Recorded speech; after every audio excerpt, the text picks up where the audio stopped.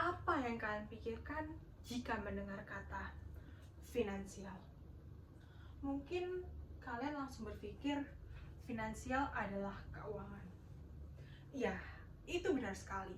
Finansial adalah cara bagaimana kita mengatur pengeluaran dan juga pemasukan terkait aset dan keuangan yang kita miliki.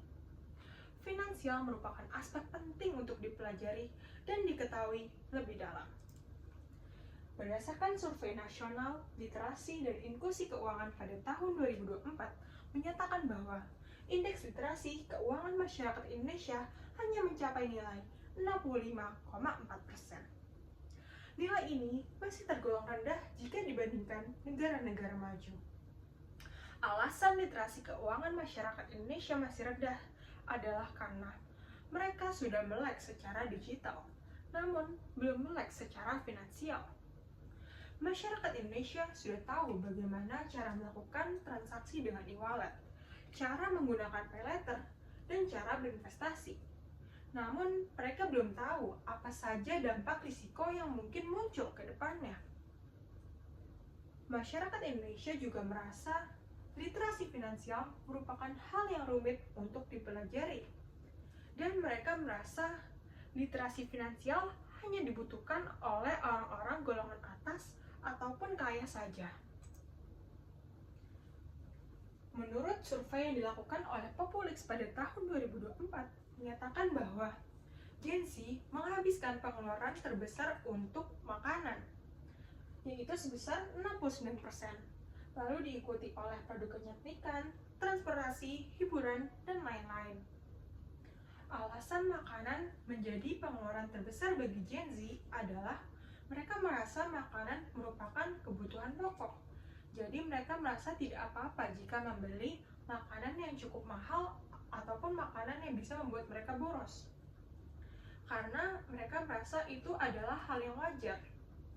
Mereka merasa tidak apa-apa jika membeli makanan yang mahal seperti misalnya all you can eat ataupun makanan-makanan kafe, karena itu bisa menaikkan mood mereka dan menurunkan stres. Makanan ini dijadikan suatu langkah Gen Z saat healing. Jadi mereka merasa tidak apa-apa jika membeli makanan yang mahal. Saya Tanina Rafifa akan menjelaskan bagaimana cara kita untuk tetap peduli terhadap kesehatan fisik dan mental tanpa melupakan kesehatan finansial. Gen Z merupakan orang yang saat ini sering lupa terhadap kesehatan finansial. Sebelumnya, kita harus tahu bagaimana karakter dari Gen Z. Yang pertama, Gen Z adalah orang yang suka kebebasan. Gen Z tidak suka dikekang dan disuruh-suruh. Gen Z ini adalah orang yang sangat spontan. Mereka bisa melakukan suatu hal tanpa perlu lama-lama berpikir. Lalu yang kedua, Gen Z sangat aktif di media sosial, di mana media sosial ini bisa berdampak positif ataupun negatif. Dampak positifnya adalah kita bisa mendapatkan banyak ilmu secara gratis. Namun dampak negatifnya adalah seringkali ilmu yang didapatkan itu kurang tepat. Gen Z menggunakan media sosial seringkali untuk pamer kekayaan ataupun pamer pencapaian. Lalu yang ketiga, Gen Z ini memiliki sifat FOMO, di mana mereka takut tidak dianggap dalam pertemanannya atau di circle-nya jika tidak memiliki suatu barang tertentu. Jadi Gen Z ini akan memaksa untuk mendapatkan sesuatu tanpa kemampuannya. Lalu, kita harus tahu nih bagaimana tanda-tanda lupa financial care. Yang pertama, uang bulanan seringkali hanya numpang lewat di awal bulan, dimana pada awal bulan kita sering banget nih mengeluarkan banyak uang untuk beli ini, beli itu, beli online shop, dan lain-lainnya.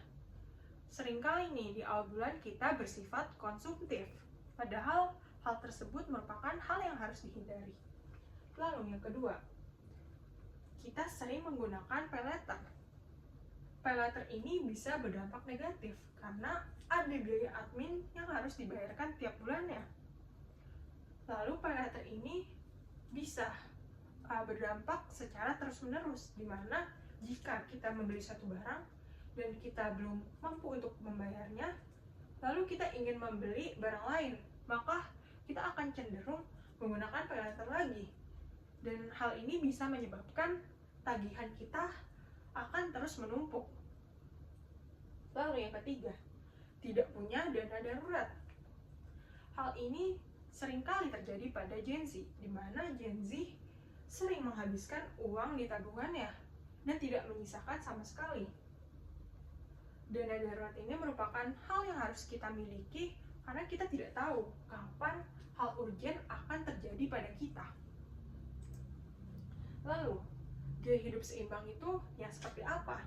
Yang pertama, kita boleh kok menikmati hidup, tetapi kita harus tahu arahnya mau kemana. Apakah tujuan hidup kita hanya untuk bersenang-senang atau ingin mencapai kesuksesan di masa depan? Lalu yang kedua, kita boleh kok nongkrong asal masih tahu batasannya.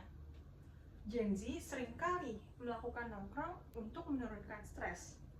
Gen Z membutuhkan teman-temannya untuk berinteraksi sehingga mood mereka bisa naik. Namun, kita harus tahu batasannya. Jangan setiap hari nongkrong. Cukup 2 kali seminggu saja. Lalu yang ketiga, kita bisa membagi porsi pendapatan kita untuk kebutuhan, untuk investasi, dan untuk menabung. Lalu, literasi finansial yang baik itu yang seperti apa? Yaitu kita harus paham nih mengenai aspek-aspek terkait finansial, yaitu ada 4. Yang pertama, budgeting. Kita bisa membagi pendapatan kita untuk pengeluaran tertentu, yaitu dengan membaginya dalam proporsi. Contohnya, 60% untuk kebutuhan, 20% untuk kesenangan, 10% untuk investasi, dan 10% untuk menabung. Lalu yang kedua, saving atau menabung. Saving ini seringkali dilakukan jika hanya tersisa uang pada akhir bulan. Namun, alangkah lebih baiknya jika saving dilakukan pada awal bulan dengan cara menyisihkan uang kita pada setiap bulannya. Jadi nanti menabung ini akan selalu dilakukan setiap bulan, bukan hanya saat ada sisa uang saja. Lalu, yang ketiga, investasi. Saat ini investasi sangat mudah untuk dilakukan. Sudah banyak platform aplikasi digital yang menyediakan investasi secara online. Investasi bisa membuat uang bekerja untuk kita. Lalu yang keempat, yaitu kita harus mengetahui nih, apa saja risiko yang mungkin muncul jika kita melakukan aktivitas-aktivitas yang berhubungan dengan finansial. Contohnya, kita harus tahu risiko investasi seperti apa, risiko melakukan paylater itu seperti apa. Kita harus tahu. Selanjutnya, ini ada 3 tips hemat ala Gen Z. Yang pertama, menggunakan metode budget harian, di mana metode ini bisa dilakukan dengan menetapkan berapa sih maksimal pengeluaran yang kita lakukan setiap harinya. Boleh kok kalau misalnya suatu hari kita melebihi budget maksimal pengeluaran, tapi kita bisa mengalokasikan dana hari lainnya ke hari tersebut. Lalu yang kedua, memantau pengeluaran kecil, di mana pengeluaran kecil ini sangat sering terjadi namun tidak terasa. Contohnya itu seperti bayar uang parkir, beli jajan, ataupun beli kopi. Pengeluaran-pengeluaran kecil ini alangkah lebih baik jika dicatat dalam pengeluaran. Lalu yang ketiga, kita bisa memanfaatkan promo, tetapi harus tahu batasannya. Kita boleh kok beli barang saat promo atau diskon, tetapi kalau misalnya kita belum butuh, kita bisa tunda dulu, tidak usah beli saat itu juga. Lalu, ini adalah alternatif hemat ala Gen Z dengan cara mengganti kegiatan yang cukup mahal ke kegiatan yang lebih murah. Yang pertama itu, misalnya kita nongkrong di kafe, biasanya bisa habiskan uang sebesar 100.000. Namun kita bisa mengganti kegiatan tersebut dengan nongkrong di rumah ataupun di taman bersama teman-teman. Kita bisa membuat makanan sendiri dan minuman sendiri yang bisa membuat uang yang dikeluarkan jadi lebih sedikit. Lalu yang kedua, kita bisa mengganti nonton bioskop ke nonton bareng di rumah bersama teman dan keluarga. Yang ketiga, kita bisa mengganti kegiatan aktivitas olahraga di gym dengan kegiatan aktivitas olahraga yang lebih murah ataupun gratis. Contohnya, jalan pagi, jogging, ataupun nonton video olahraga di YouTube.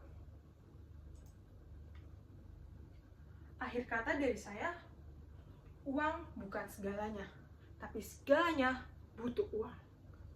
Jadi berbijak-bijaklah dalam mengatur keuangan. Saya Tani Nora Afifah, pamit undur diri. Sekian, terima kasih.